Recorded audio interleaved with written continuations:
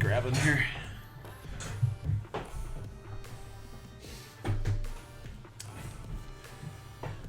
I'll just go over a couple of quickies here.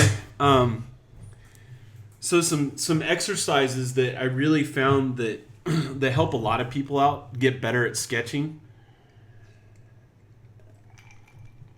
And like I talked about earlier, is getting your brain to sink in with your hand.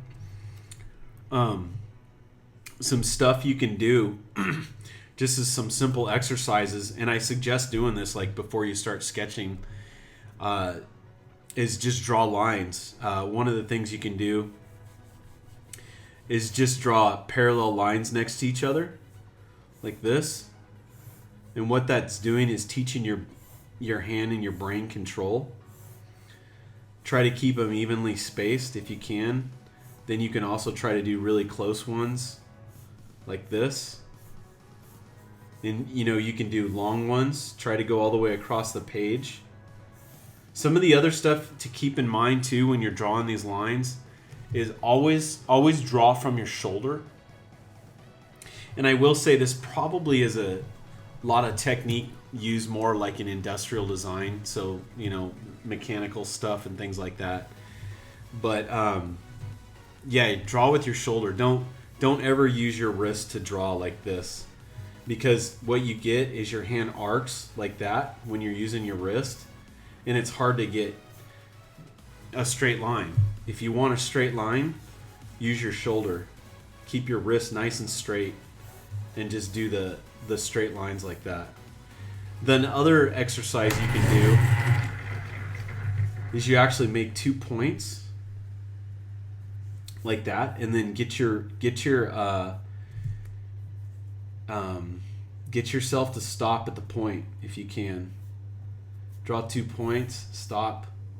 See, I don't always hit it all the time either. But if you can start doing this really starts to train your brain to sink in with your hand. It teaches a lot of control that way. So that's a great exercise to do. I did countless of these things in school. Constantly, and I'd say, it really did help me to get really good line control after a while. The other stuff you can do too is actually drawing curves, and you draw 3 points like this, and then you just connect them all together the best you can. Again, this starts to get a little bit more complicated, but it gets your brain, like I said, put together here.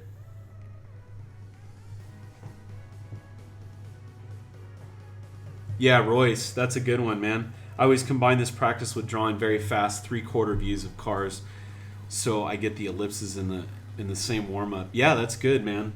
Yeah, I'll do that a lot of times too with doing the ellipses and stuff.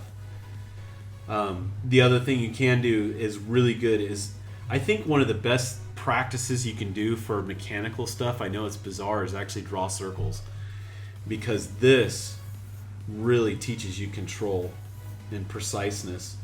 And then if you really want to start to make things a little more up the ante, is actually starting to draw the circles within the other circles. And then you can start drawing ellipses within ellipses.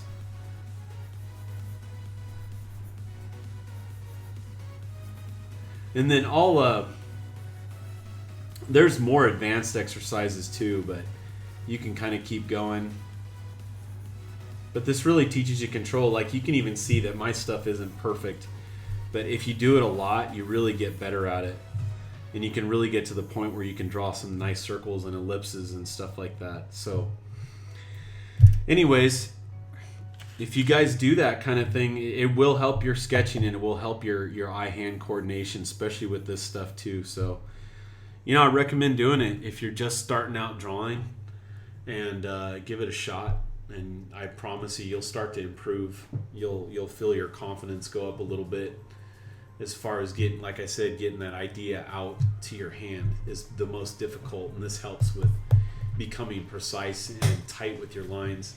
And it gives your lines confidence. I think that's another huge thing, because a lot of people will do this kind of stuff, when they're drawing. And obviously, which line looks more confident. You can look at both of them and you can kind of see which one has more confidence in it. So, just some small tips. I'm probably going to call it a night here since it's 11 o'clock.